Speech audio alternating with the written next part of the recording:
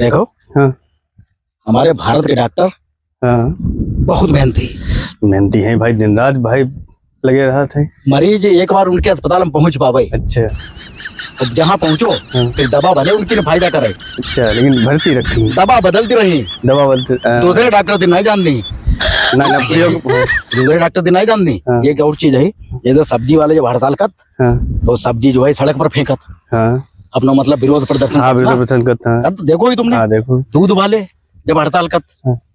दूध अपना सड़क पर फेंक देत, हाँ और जो बैंक वाले हड़ताल करत तो यार पैसा का है ना रोड पर फेंकत अपनो सड़क पर। अच्छा यार, जय कब सुधरी ये लोग। जय सारे पता नहीं इनके दिमाग में का भूसा वूसा भरो है का। अरे देखो इनको जब विरोध भाई- करो तरीका ही ना समझ में जब कोई सड़क पर यार फेंका थे तूने, जब अपने दूध फेंकत सब्जी वाला सब्जी फेंकत सब्जी फेंकत। तो इन्हें बैंक में पैसा ही दो, पैसा रोड पर फेंकना चाहिए। हाँ फिर वो चाहिए जरूर यार जो कुछ समझ में आया हो। कोई समझ में इनको विरोध कोई तरीके ना समझ में कैसे का विरोध करियो? करो पता नहीं। चलो छोड़ो यार, का सारे है पढ़े लिखे सब वही